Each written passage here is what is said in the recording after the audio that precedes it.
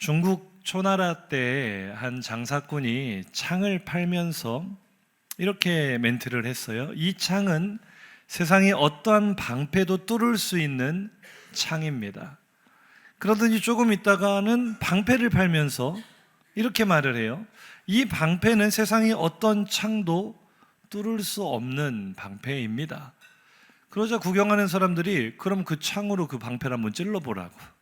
그럼 어떻게 되겠냐고. 아니, 당황스럽잖아요. 하지만 장사꾼은 어떤 상황에서도 물건을 팔아야 됩니다. 이 위기를 어떻게 극복했을까요?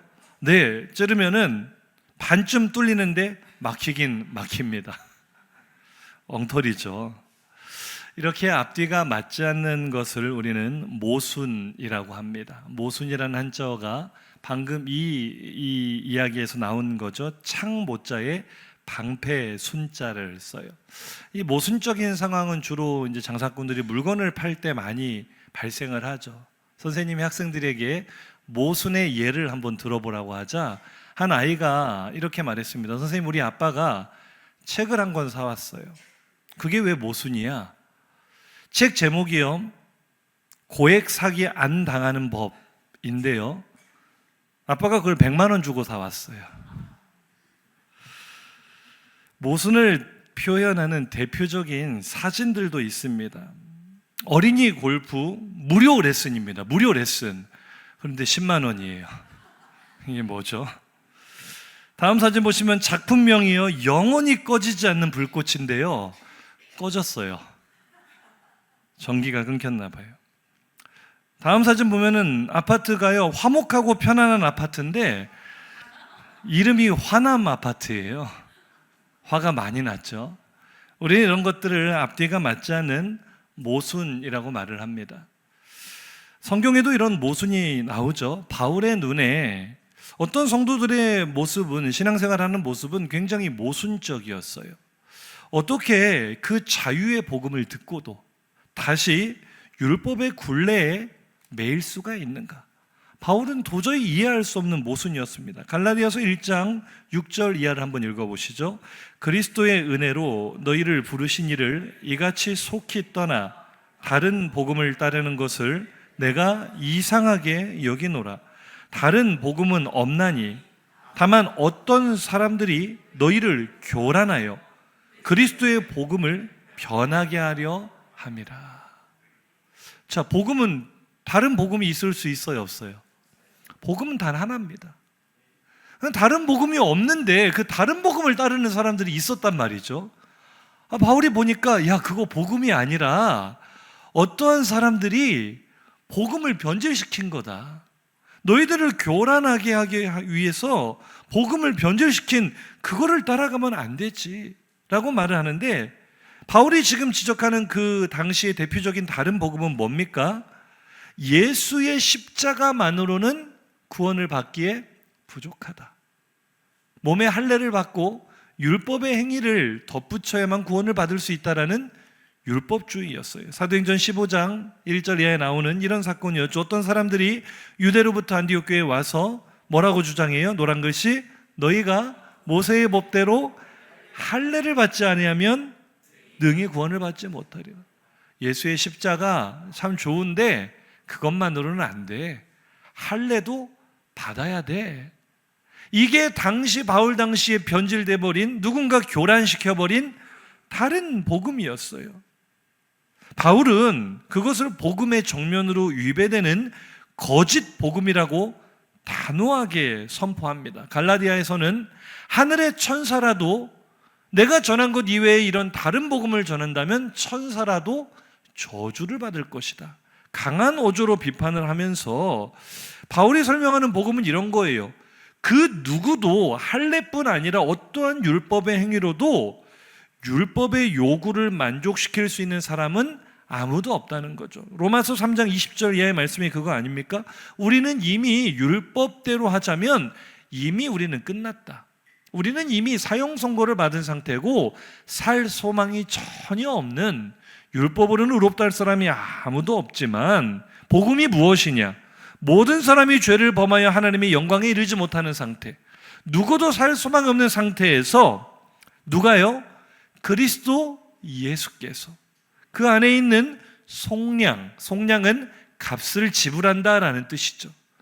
예수께서 십자가에서 자기 피로 값을 지불하셨기 때문에 우리는 죄의 값을 지불하지 않고도 의롭다 하심을 얻었다. 할렐루야. 내가 이룰 수 없는 구원을 예수께서 이루셨다. 내가 가질 수 없는 영생을 예수께서 나에게 주셨다. 이것이 바로 복음인 줄로 믿습니다. 그래서 복음에는요, 자유가 있고요, 복음에는 감격이 있어요.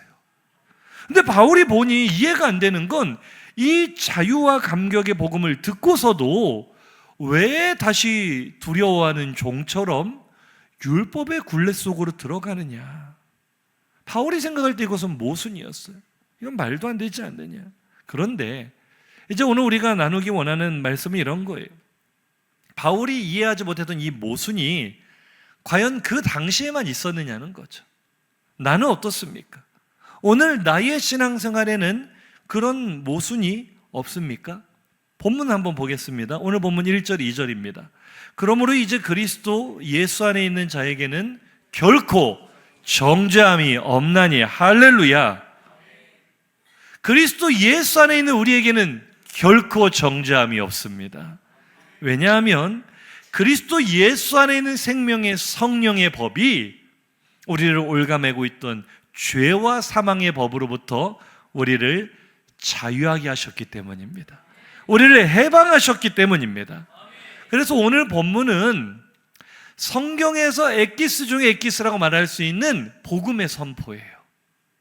그리스도 예수를 영접한 우리에게 결코 정죄함이 없다는 환희와 감격이 가득한 복음의 선포이자 선언인 줄로 믿습니다. 그런데 이제 문제는 여기부터 발생을 하는 거예요. 옆 사람에게 한번 질문해 보죠. 정말 그렇습니까? 정말 정죄함이 없습니까?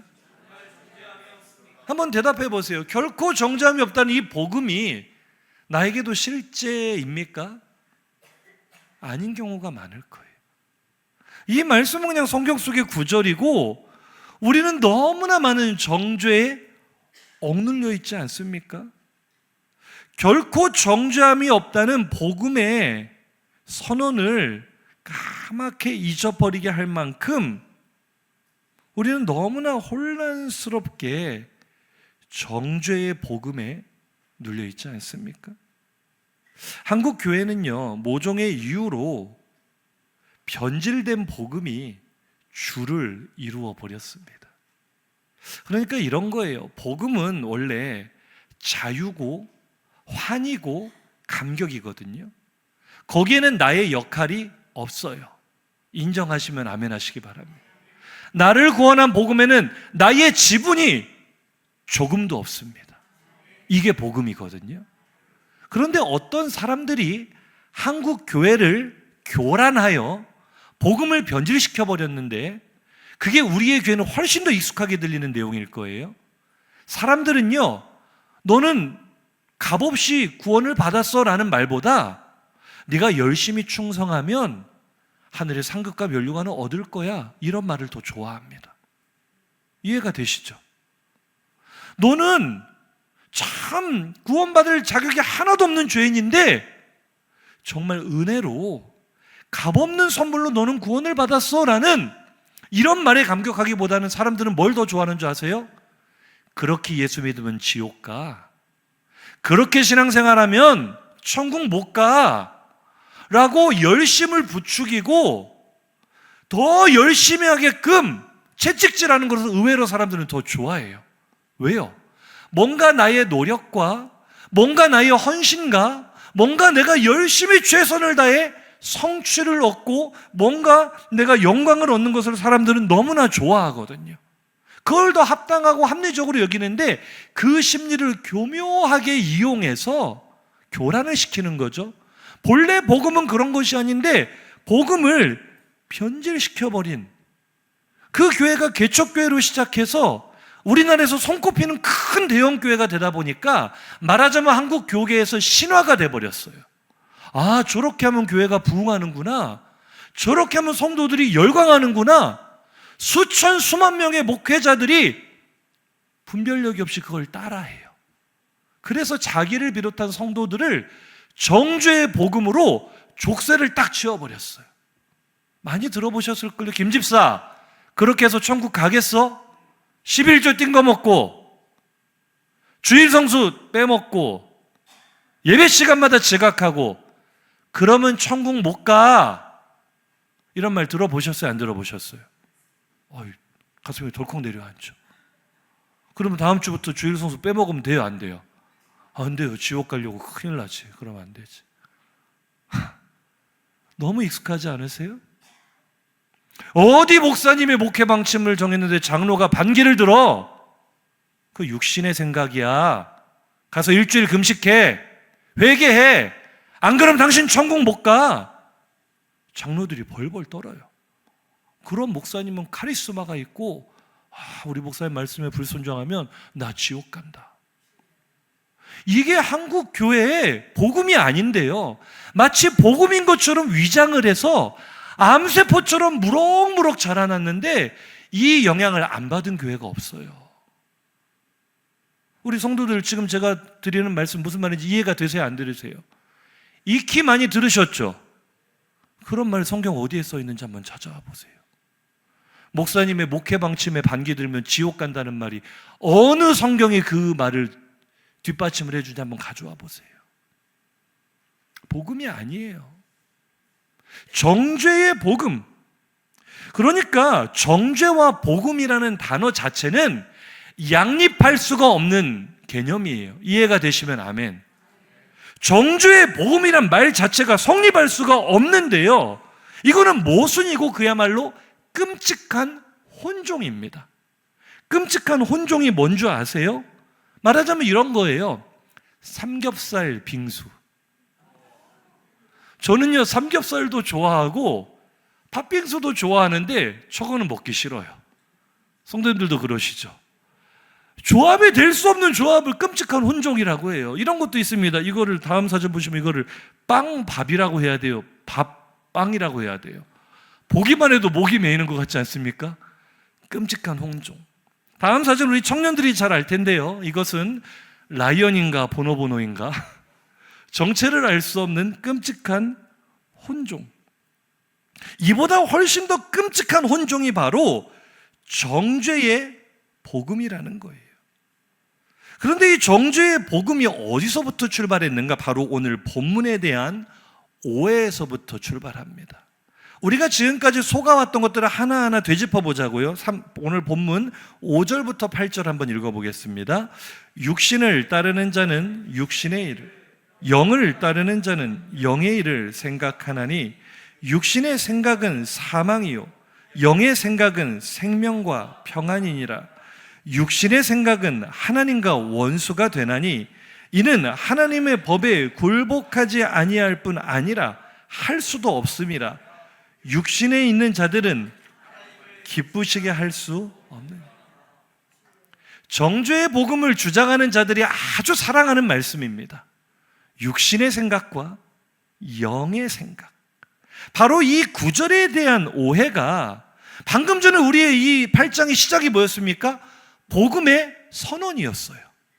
환희에 찬, 감격에 찬 복음의 선포였어요. 결코 정죄함이 없다 라는 선언을 까맣게 잊어버리게 할 만큼, 복음의 선언을 무색하게 할 만큼 우리를 괴롭게 하는 정죄의 이유가 바로 우리가 조금 전에 읽었던 육신의 생각과 영의 생각이라는 이 구절에 대한 오해로부터 출발을 했다는 거죠.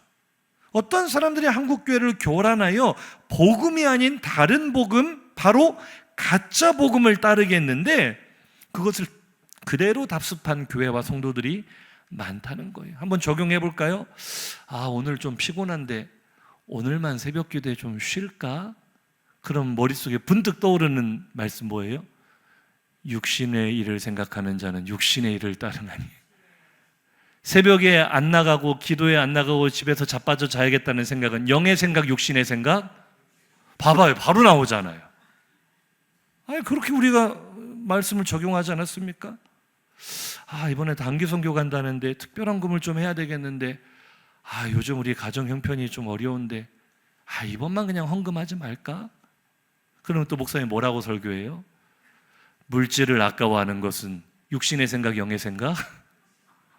육신의 생각을 따르면 하나님을 기쁘시게 할 수 없습니다. 아니, 많이 들어보셨어요? 안 들어보셨어요? 이럴 수도 있죠. 요즘 회식 안 간다고 부장님 눈치 너무 보이는데 눈 한번 딱 감고 그냥 술 한 잔만 할까? 육신의 생각은 하나님과 원수가 되나니. 제가 지금 예를 들어드린 이런 상황은 어떤 죄를 지어도 괜찮다는 구원파의 논리가 아닙니다. 불경건한 삶을 옹호하는 것도 아닙니다. 제가 좀 극단적으로 예를 들은 이유는요, 적어도 우리 삶의 모든 부분을 육신의 생각과 영의 생각이라는 이분법적 해석으로 바라보게 되면 복음을 변질시킬 수 있다는 거예요. 복음을 너무나 왜곡시킬 수 있는 어리석고 무분별한 생각이라는 거예요. 그런데도 우리는 지금까지 이 말씀을 이렇게 받아들여 왔어요. 교회에 와서 찬양하고 기도하고 예배드리는 것은 육신의 일, 영의 일? 대답 좀 크게 해보세요. 영의 일. 교회 일에 헌신하고 봉사하고 충성하는 일은 어떤 일? 영의 생각이고 영의 일이다. 그 밖에 모든 인생살이, 세상살이는 육신의 생각과 육신의 일이라는 이분법적인 사고방식으로 살아왔어요. 그래서 정죄의 복음을 가르치는 그 원산지 교회에서는요, 성도들을 교회의 노예로 만들어버려요. 육신의 일을 생각해서 뭐 하냐는 거예요. 우리는 영혼의 때를 위해서, 천국 갈 날을 위해서 살아야 되니까 날마다 교회 와서 충성하고 24시간 기도하고 말씀 보고 그렇게 살라고 하는 영적 정신병자를 만들고 있어요. 정상적인 삶이 되겠어요? 안 되겠어요? 아니, 남편이 출근하려고 여보 밥 줘 그러는데 아내가 새벽 기도 갔다 와서 사람이 떡으로만 살 것이 아니야. 사탄아 물러가라. 하나님 말씀 묵상하는데 불건전하게 밥을 달라고 한다. 아니, 이게 우스갯소리가 아니라 실제 정죄의 복음에 눌린 가정에서 실제 비일비재하게 일어나는 일들이에요. 자녀가 게임기를 사달라고 했더니 부모가 사탄아 물러가라. 육신의 일을 생각하며 어디 불건전하게 게임을 하면 지옥 가려고 그러느냐고. 제가 피해자입니다. 피해자. 제가 정죄의 복음의 피해자예요. 늘 지옥 가면 안 된다는 강박관념. 그러니 예수를 믿으면서 옆 사람 얼굴 한번 바라보세요. 옆 사람 얼굴 보세요. 저 보지 말고 옆 사람 얼굴이 비 내리는 호남선인지 쨍하고 해 뜰 날인지 한번 보시라고요. 한국교회 대부분의 성도들이요, 이 예배드리는 이 시간에 목사님들이 성도들이 얼굴을 보면 무서워. 설교를 못 하겠어. 왜 그렇게 얼굴이 살벌하게 심각해요? 왜? 정죄의 복음에 눌려 있거든요. 오늘 교회 왜 나왔어요? 지옥 안 가려고. 왜 예수 믿고 봉사하고 헌신해요? 지옥 가면 안 되니까. 육신의 일을 하면 내가 하나님을 기쁘시게 할 수 없고 하나님의 나라를 유업으로 받을 수 없다라는 강박관념에 꽉 사로잡혀 있어요. 자, 그럼 한번 질문해 보겠습니다. 그런 주장을 하는 분들에게 도대체 기준을 어디에 두기에 자신은 영적 생활을 하고 있다고 착각하십니까? 정죄의 복음을 주장하는 분들은 자기를 아주 거룩하게 생각해요. 나는 하루에 7시간씩 기도합니다. 나는 성경을 하루에 100장씩 읽습니다. 현대판 바리새인이 따로 없어요. 정말 옷깃을 여미고 고개를 숙이고 싶어요. 도대체 기준을 어디에 두기에 자신은 거룩하게 영의 일을 생각하고 산다고 자부하는지 제가 한번 질문해 볼게요. 옆 사람에게 물어보세요. 밥은 왜 먹으세요? 아니, 질문 한번 해봐요. 밥은 왜 먹어요? 자, 생각해 봅시다. 밥은 육신이 먹어요? 영이 먹어요? 밥 먹는 것도 육신의 일을 생각하는 거예요. 그래요? 안 그래요? 아니, 이건 제 말이 아니라 정죄의 복음을 주장하는 사람들의 논리 그대로 제가 반박하는 거예요. 옆 사람에게 한번 또 인사해 보세요. 옷은 왜 사 입으세요?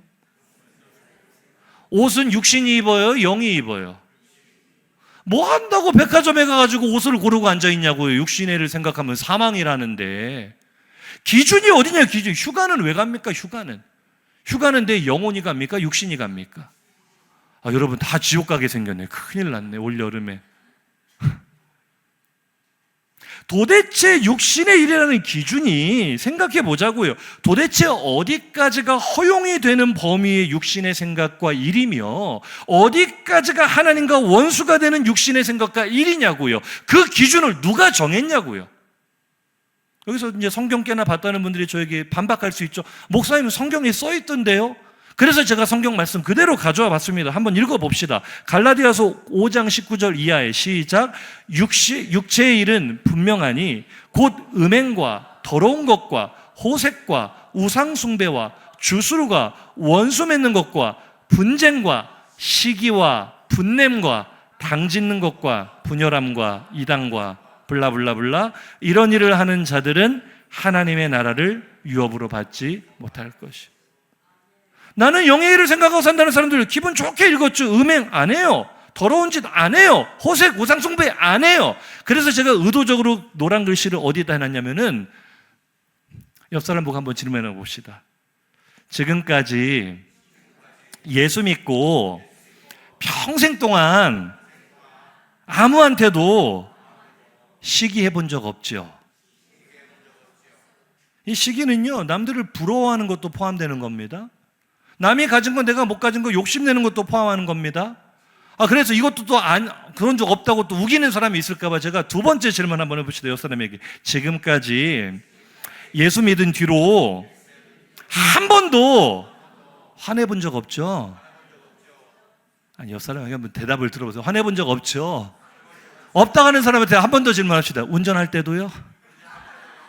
한 번만 더 질문합시다. 혹시 화남 아파트에 사시는 거 아닙니까? 아니, 보세요. 육신의 일을 그런 식으로 적용을 해버리면 도대체 이 세상에 어느 누가 육신의 생각을 따르지 않는 사람이 누가 있겠어요? 육신의 일과 영의 일을 그렇게 무식하게 이분법적으로 나눠버리면 우리 삶에, 그건 진짜 자기를 속이는 사람이죠. 나는 거룩하다, 나는 영의 일만 생각한다, 웃기는 소리 하는 거죠. 우리 인간은요, 아침에 눈 떠서 밤에 잠들 때까지 생각하는 99%가 다 육신의 생각이에요.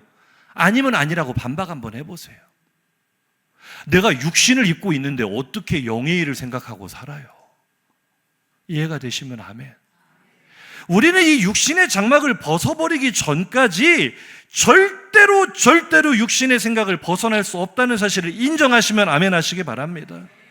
그런데 이런 것들이 육신의 생각이고 하나님과 원수가 되는 일이라면 우리 중 누가 하나님의 나라를 유업으로 받을 수 있겠냐고요. 그런데 실컷 정죄의 복음을 그렇게 세뇌시켜 놓은 다음에 또 뭐라고 하는지 아세요? 구원에 확신 있는 사람 손 한번 들어보래. 한번 해볼까요? 어쩌라고. 지금까지 실컷 너는 이래서 안 돼, 너는 이런 죄가 있으니까 천국 못 가, 너는 이러니까 회개해야 돼, 실컷 조져대놓고는 구원의 확신은 또 가지래. 그러니 한국교회는 양심 불량자들만 또 양산하는 곳입니까? 또 뭔 소리인지 모르고 구원의 확신이 있다고 손드는 사람들은 진짜 양심에 털난 사람들이에요. 아침부터 저녁까지 육신의 일만 생각하고 살았으면서 또 구원은 받았다네. 이 모순을 어떻게 해결을 하겠냐고요. 또 구원의 확신이 애매하다고 생각해서 손을 못 드는 착한 분들이 있죠. 착한 게 아니라 무지한 건데 나름대로 정죄의 복음에 눌려 있는 거예요. 내가 생각할 때도 내 안에 이런저런 육신의 생각들이 많은데 내가 천국 가겠나? 의심이 드는 거죠. 그래서 아직도 우리가 이 거짓 복음, 정죄의 복음에 눌려 있다면 스스로에게 질문해 보십시오. 그렇게 거룩함을 주장하는 분들에게 한번 질문해 보십시오. 옆 사람에게 질문해 봅시다. 정말로 그대에게는 육신의 생각이 사라지셨습니까? 육체의 소욕이 없으십니까? 정욕과 탐심을 극복하셨습니까? 예수 믿은 뒤로 완전히 새 사람이 된 뒤로 죄의 유혹에 전혀 흔들리지 않았습니까? 네, 저는 그렇습니다라고 말한다면 그게 사기꾼이요. 그게 사기꾼이요. 차라리 바울처럼 솔직해야지. 바울이여 거듭난 뒤로 자신을 바라보면 이렇게 고백해서 오늘 본문 바로 직전에 로마서 7장에서 뭐라고 고백했는지 한번 읽어봅시다. 18절 19절 시작. 내 속 곧 내 육신에 선한 것이 거하지 아니하는 줄을 아노니 원함은 내게 있으나 선을 행하는 것은 없노라. 내가 원하는 바 선은 행하지 아니하고 도리어 원하지 아니하는 바 악을 행하는. 이것이 위대한 사도 바울의 고백입니다. 우리 같은 사람하고는 그 삶의 궤적이 비교할 수 없을 정도로 몸부림치며 살아왔던 바울의 고백이 내 안에 선한 것이 없습니다. 선을 행하고자 하는 마음을 품어도 나는 도무지 선을 행하지 않고 악만 행하고 살아가는 그런 죄인입니다. 옆 사람에게 인사합시다. 구원받은 성도도 여전히 육신 안에 있습니다. 믿으시면 아멘. 바울도 그랬잖아요. 우리라고 별반 다르겠어요? 바울 아니라 바울 할아버지라도 아무리 구원의 은혜를 경험하고 성령으로 거듭났어도 우리 안에는 언제나 육신의 소욕이 가득하고 우리 안에는 언제나 육신의 생각이 가득한 것이 정상이라는 것을 믿으시면 아멘 하시기 바랍니다. 성령으로 거듭나도요, 이 속에 육신의 소욕은 없어지지 않아요. 육신의 장막을 벗을 때까지 계속 있어요. 구원받은 성도라 말하는 우리도 날마다 숨쉬듯이 육신의 생각을 따라 살아가고 있지 않습니까? 선으로 악을 이기려는 의지와 결단은 있겠지만 내 삶 속에 항상 선이 이겨요, 악이 이겨요? 솔직하니 참 감사하네요. 항상 내가 져요. 항상 악이 이겨요. 그러니 남들보다 기도 많이 한다고, 방언 많이 한다고, 성경 많이 본다고 그 사람이 특별히 거룩하거나 신령한 것이 아니라는 것을 믿으시기 바랍니다. 따라합니다. 속지 맙시다. 오히려 그런 사람일수록 아집과 교만에 빠져 다른 사람을 정죄하고 실족하게 하기 쉽습니다. 저는 그런 경우를 많이 봤습니다. 거룩과 경건을 향한 우리의 눈물겨운 몸부림이 무색할 만큼 우리의 현실은 여전히 한심하기 짝이 없는 육신일 뿐이라는 사실을 인정하시면 다시 한번 아멘 하시기 바랍니다. 자, 이제 현실을 인식을 했으니까 그럼 이제 결론을 내려야죠. 그럼 뭡니까? 나는 버림받은 자인가? 나는 구원을 받아도 여전히 육신의 생각 속에 거하며 육신의 소욕을 따라 살아가니 우리 청년들의 용어로 하자면 나는 하나님조차 손절할 만한 그런 쓰레기인가? 그런 폐기물인가? 그러나 만약 그렇다면 복음은 복음이 아니죠. 복음이 왜 복음입니까? 조금 전 우리가 진단한 것이 우리의 현실이 맞아요. 우리는 아무리 거듭나고 성도가 되고 직분자가 돼도 여전히 육신의 소욕에 사로잡혀 살아가는 할 수 없는 죄인입니다. 죽었다 깨어나도 의로워질 수 없고 선을 행할 수 없는 죄인 중에 괴수가 바로 납니다. 그럼에도 불구하고 복음이 무엇이냐? 복음은 그런 나를 하나님의 나라에 들어가게 하는, 그런 나에게 구원을 선물로 주시는 하나님의 능력입니다. 할렐루야. 복음은 받을 만한 사람에게 주는 상장이 아닙니다. 복음은 정말 천국에 가장 어울리지 않는 사람, 하나님의 자녀가 되기에 단 0.1%의 가능성도 없는 사람을 의롭다 하시고 자녀 삼아 주시는 100%의 은혜입니다. 100%의 선물입니다. 그것이 복음임을 믿으시면 아멘 하시기 바랍니다. 오늘 본문 3절 4절입니다. 시작. 율법이 육신으로 말미암아 연약하여 할 수 없는 그것을 하나님은 하시나니 곧 죄로 말미암아 자기 아들을 죄 있는 육신의 모양으로 보내어 육신의 죄를 정하사 육신을 따르지 않고 그 영을 따라 행하는 우리에게 율법의 요구가 이루어지게 하려 하심이니. 아멘. 마지막 노란 글씨 있는 구절을 띄워놓으시고 정말 중요합니다. 여기 오해를 바로잡아야 돼요. 자, 하나씩 해석해 보겠습니다. 율법은 무능합니다. 율법이 얼마나 무능한지 왜 율법이 무능합니까? 율법 자체가 무능한 것이 아니라 우리의 본질적인 죄성 앞에서 율법은 무용지물이란 뜻이에요. 그 율법 가지고는 죽었다 깨어나도 한 사람조차 구원할 수가 없는 줄로 믿습니다. 그게 율법이 연약하다라는 뜻이에요. 율법은 우리의 구원을 눈꼽만큼도 이룰 수가 없다. 그런데 그 불가능한 나의 구원을 과연 하나님은 어떻게 이루셨는가? 여기서 우리가 칭의의 은혜는 너무나 논리적으로 잘 이해를 해요. 어떻게 하나님 우리의 구원을 이루셨죠? 그 아들 독생자 예수를 보내셔서 나의 죄를 그에게 뒤집어 씌우시고, 이걸 죄의 전가라고 합니다. 그의 의를 나에게 뒤집어 씌우시는, 이걸 의의 전가라 합니다. 오늘 새가족반 3주차기 때문에 핵심 내용, 이 내용이 나오는데요, 우리가 전가를 죄의 전가만 생각하는데요, 전가는 상호작용입니다. 하나님의 아들의 영광스러운 옷을 입고 있는 예수님의 옷을 내가 입고, 죽을 수밖에 없는 죄인의 옷인 나의 옷을 예수님이 입으시는 사건, 죽어야 될 나의 죽음을 예수님이 죽으시면서 나에게 하시는 말씀, 그 복음은 나는 죄인의 옷인 너의 옷을 입고 너를 대신해 죽으니 너는 하나님의 아들인 나의 옷을 입고 하나님의 아들처럼 살아라. 이것이 십자가예요. 이것이 복음입니다. 이것은 우리가 너무나 잘 이해하고 있는 칭의의 은혜예요. 여기에 우리 인간의 노력이 1%라도 있어요, 없어요? 우리의 어떤 행위가 조금도 필요가 없는 사건이죠. 그런데 그 다음 이 노란 글씨가 문제죠. 육신을 따르지 않고 그 영을 따라 행한다는 것을 우리가 어떻게 읽어요? 칭의는 하나님의 은혜로 이루어졌지만 구원의 또 다른 축인 성화, 거룩하게 되는 데 있어서는 나의 노력이 절대적이구나, 이런 착각을 하는 거예요. 이게 정죄의 복음을 낳는 기본 베이스입니다. 칭의는 예수께서 은혜로 이루셨으니 이제 너는 그 은혜에 보답하기 위해서 네가 노력해야지, 네가 거룩하게 살아야지, 그래야 네가 성화가 되는 거야. 아닙니다. 오늘 말씀을 잘 한번 읽어보세요.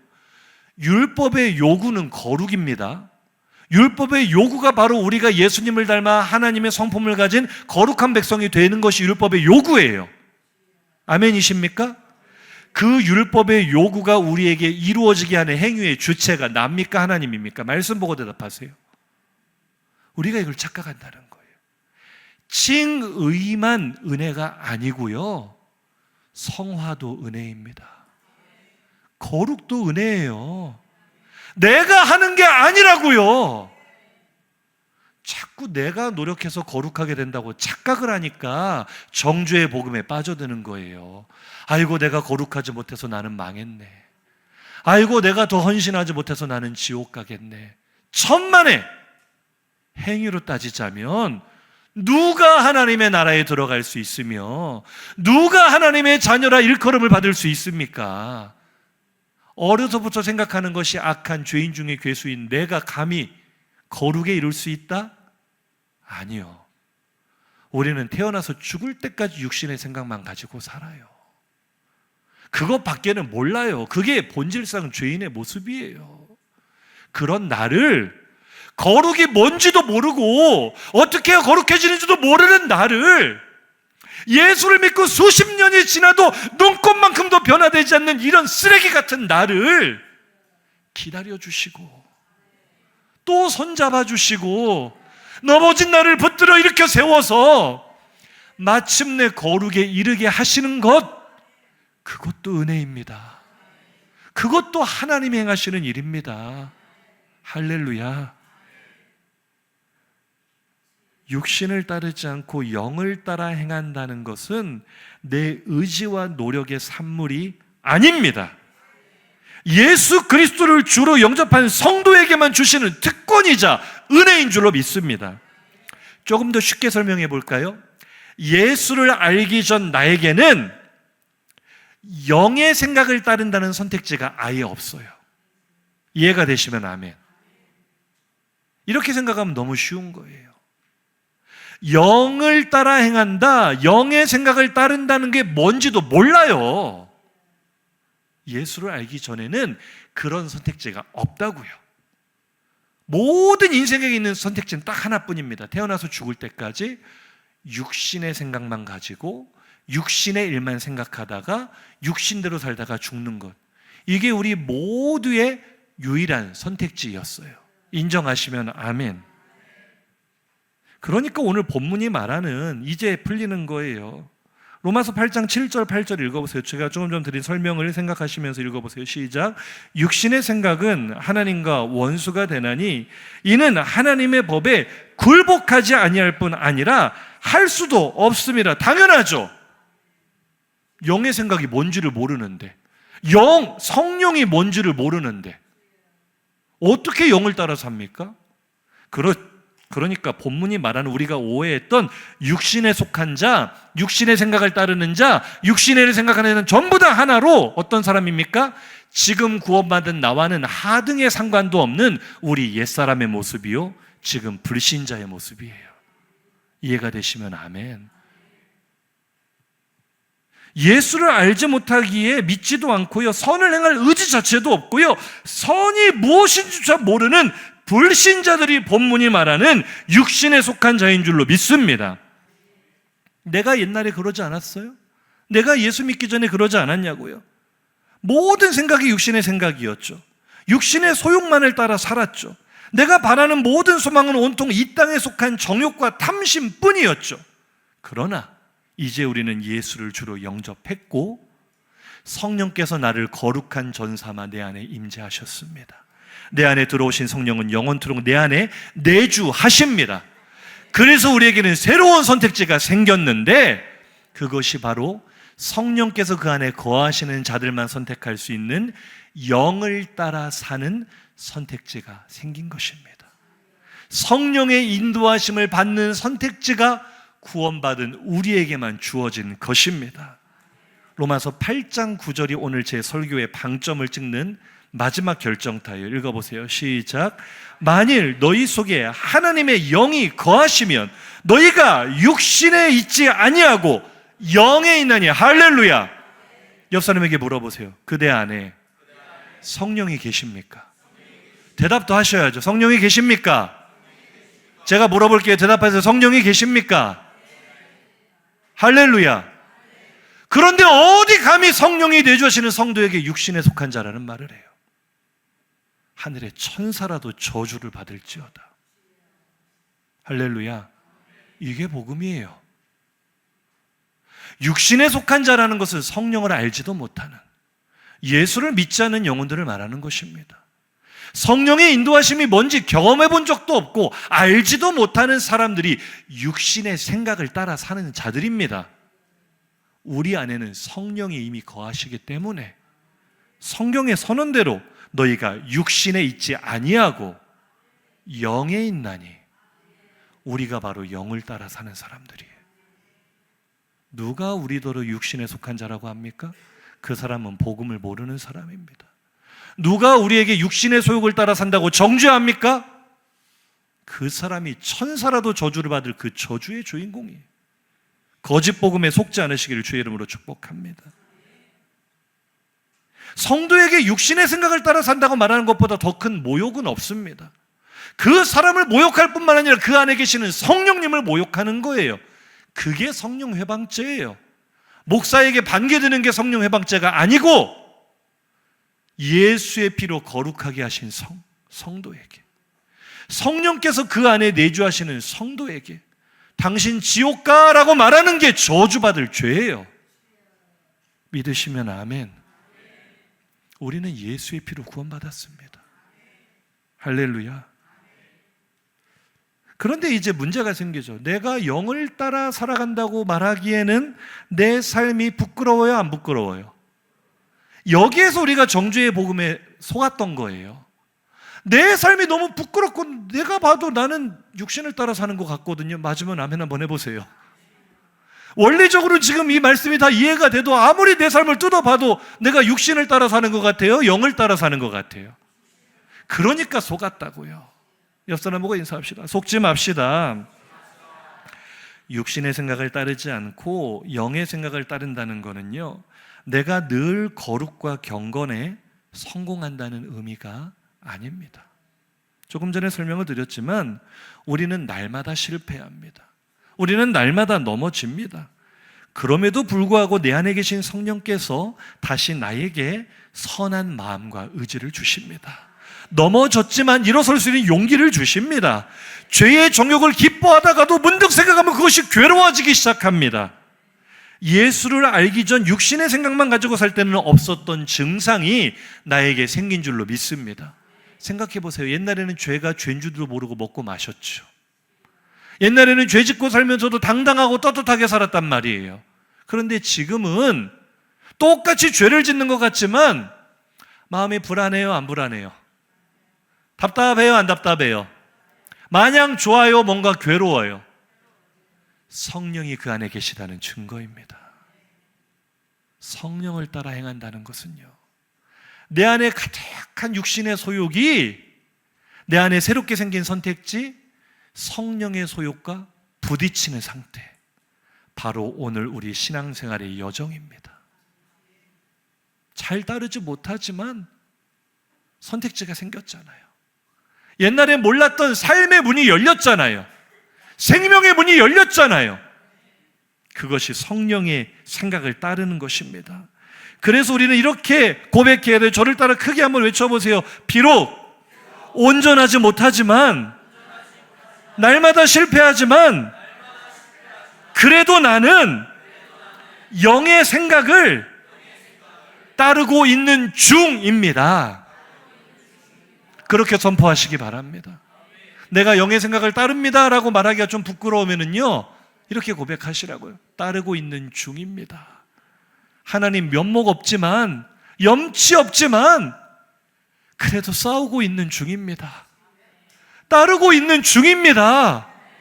할렐루야. 한 번 더 고백하고 선포해 보시죠. 거북이처럼 느리지만 그래도 조금씩, 또 조금씩 성령님을 따라 변화되고 있는 중입니다. 할렐루야. 옆사람과 고백하세요. 저를 조금만 기다려주세요. 할렐루야. 이게 복음이에요. 칭의만 은혜가 아니라 거룩도 기다려주시는 은혜예요. 그렇게 성령의 손을 뿌리쳤어도 또 손 내밀어 주시는 은혜라고요. 할렐루야. 지금 우리가 연약하고 부족하지만 영을 따르고 있는 중인 줄로 믿습니다. 로마서 8장 오늘 보면 10절 11절 이하 이제 보고 정리하는데요, 예수를 믿으면서도 내가 여전히 성령님과 같은 생각과 뜻을 품지 못하는 이유는 여전히 내 안에 육신의 소욕이 가득하기 때문이죠. 불완전한 존재예요. 그래서 우리는 그 결과 죽음을 피할 수 없죠. 그게 육신의 운명입니다. 그러나 예수를 알지 못하고 성령이 뭔지도 모르고 육신의 생각만 따라 살아가는 사람들은 거기서 끝이지만, 육신의 죽음이 곧 영원한 심판과 형벌에 떨어지는 영원한 사망이지만, 우리는 어때요? 솔직히 표면만 보면, 겉모습만 보면 나도 불신자들과 똑같아요. 불완전하죠, 악하죠, 탐욕스럽죠, 이기적이죠.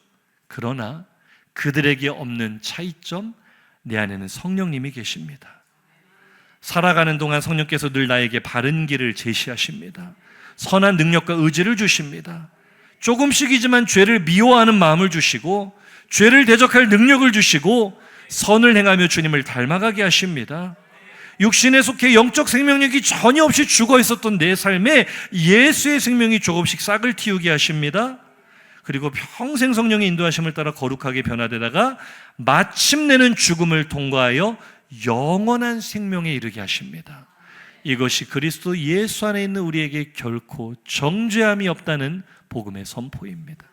정죄는 그냥 죄를 정하기만 하는 게 아니라 원어를 보면 형벌까지도, 처벌까지도 포함하는 단어예요. 내가 하는 짓을 보면 처벌을 받아야 되거든요. 내가 살아가는 모습 꼴을 보면 진짜 지옥 아랫목에 들어가야 될 것 같거든요. 그러나 결코 정죄함이 없나니 그 근거는 하나님의 은혜입니다. 할렐루야. 말씀을 줄여 마치겠습니다. 예수를 알기 전 우리는 죄와 사망의 법에 짓눌려 있었죠. 그러나 하나님은 오직 은혜로 나를 의롭게 하셨습니다. 보혈로 칭의의 은혜를 주신 거예요. 그리고 은혜로 나를 거룩하게 만들어 가십니다. 성령의 내주하심과 인도하심으로 또 은혜로 우리를 성화시켜 가시는 거예요. 그래서 여전히 나를 육신의 생각을 따라 사는 자로 오해하게 만드는 거짓 복음에게 이제 종말을 고하시기를 주의 이름으로 축복합니다. 다시는 속지 마시기를 축복합니다. 할렐루야. 마지막입니다. 그럼 하나님이 은혜로 다 이루어 주시니까 칭의도 성화도 은혜라면 나는 아무것도 할 것이 없네, 그저 하는 대로 육신의 생각을 따라 육신의 소욕을 행하며 살면 되겠네, 그게 구원파거든요. 이런 생각이 만약에 든다면 옆 사람에게 이렇게 인사하고 마칩시다. 한번 살아보세요. 살아보세요. 그게 되는지. 성령이 그 안에 내주하신 사람은요, 괴로워서라도 육신의 소욕대로 못 살아요. 육신의 소욕에 넘어졌다가도 이건 아니지 하고 다시 일어서게 돼요. 다시 회개하고 돌이키게 된다고요. 옛날에는 죄가 즐거워지면 이제는 죄가 괴로워지기 시작해요. 오늘 이 예배당에, 이 더운 날씨 예배당에 온 것 성령을 따라 행하신 겁니다. 성령께서 내 마음에 예배 드려야지라는 마음을 주실 때 예배 가기 싫은 마음도 있었을 거예요. 그러나 내 육신의 소욕과 성령의 소욕이 부딪힐 때 우리가 영을 따라 지금 왔잖아요. 성령을 따르고 있습니다. 옆 사람을 축복. 그대는 성령을 따라 행하고 있습니다. 그대는 영의 생각을 따라 살고 있습니다. 할렐루야. 이토록 한심한 나를 정죄하지 않으시고 끝까지 구원으로 인도하시는 성령님을 따라 이제는 정죄의 복음, 거짓 복음에게 종말을 고하고 진짜 복음을 향해 생명으로 나아가는 우리 화평교회 되기를 주의 이름으로 축복합니다. 들은 말씀 생각하며 결단의 찬양 하나님께 올려드립니다.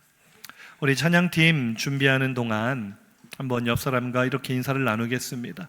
거짓 복음에 속지 맙시다. 정죄의 복음에 속지 맙시다. 할렐루야. 찬양 반주를 시작해 주시고요. 이 찬양의 가사는 칭의의 이미지에 굉장히 집중되어 있지만 오늘 말씀을 듣고 우리가 이 찬양을 부르게 되면은요, 성화를 이루시는 하나님의 은혜가 보일 거예요. 이토록 육신의 생각을 따라 사는 나를 영의 생각으로 이끌어 가시는 하나님의 긍휼과 자비와 은혜가 보이게 될 거예요. 그 진짜 복음을 붙잡고 찬양하기를 소망합니다. 찬양합시다.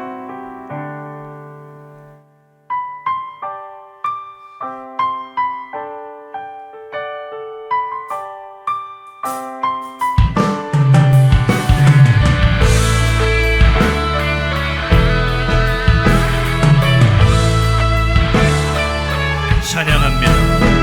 6월절 어린 양의 피로 삶의 문이 열렸습니다. 새로운 선택지가 열렸습니다. 영을 따라 삽시다. 권세는 힘이 없네 주 보혈에 믿으십니까? 날 정죄할 때 결코 정죄함이 없나니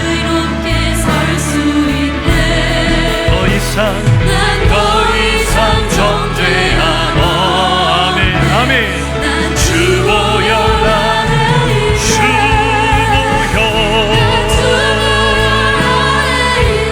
아멘. 우리 함께 고백해요. 오늘 말씀이 하나님의 날 거룩해 하시는 성화도 하나님의 은혜입니다. 내가 하는 게 아니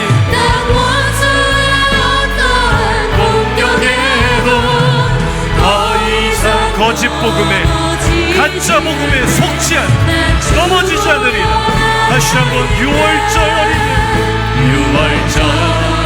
양의 피로 나의 삶의 문이 열렸네 아멘.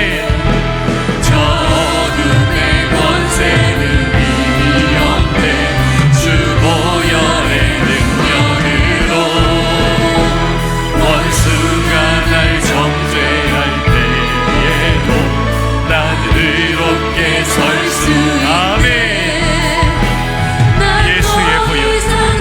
하나님의 긍휼이 나를 의롭게 하실 뿐 아니라 나를 거룩하게 하십니다. 할렐루야.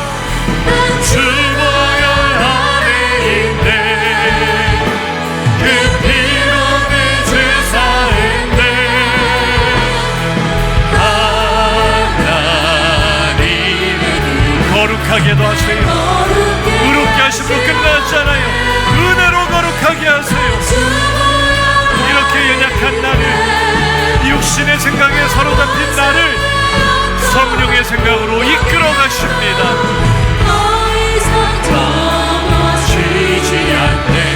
난 주보혈 안에 주보혈 안에 있네. 그 피로 내 죄 사했네. 하나님의 긍휼 날 거룩해 하시오.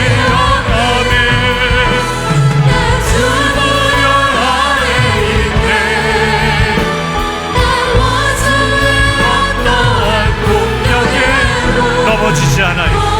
거짓 복음에 속지 않아요. 복음은 나를 구원하시는 하나님의 능력입니다. 할렐루야. 말씀을 기억하며 통성으로 결단하고 기도합시다. 칭의만 은혜라고 생각하셨습니까? 예수의 피로 나를 의롭게 하셨으니 이제 거룩하게 되는 것은 나의 몫이라 생각하셨습니까? 천만에요. 이 육신 장막 벗어버리기 전까지 우리는 육신의 소욕을 못 이겨요. 그러나 우리 안에 성령이 들어오심으로 삶의 문이 열렸어요. 새로운 선택지가 열렸어요. 전에는 몰랐던 영을 따라 사는 삶이 무엇인지를 알게 되었어요. 이제 우리는 싸워야 합니다. 늘 육신의 소욕으로 나를 이끌어가는 내 마음의 생각과 그럼에도 불구하고 나를 의의 길로 인도하시는 성령의 생각에 부딪히는 싸움 속에 우리는 괴로워하고 넘어지고 쓰러지고 눈물을 흘릴지라도 끝까지 그 걸음을 걸어가야 될 줄로 믿습니다. 나는 힘이 없고 연약하나 성령께서 그 길을 끝까지 걸어가게 하십니다. 나의 믿음을 성령께서 지키십니다. 마침내 구원에 이르게 하십니다. 우리 성령의 은혜를 간절히 소망하며, 하나님, 이제는 내가 거짓 복음에 속지 않겠습니다. 정죄의 복음에 속지 않겠습니다. 의롭지 않은 나를 의롭게 하시며 거룩하지 않은 나를 거룩하게 하시는 하나님의 은혜에 사로잡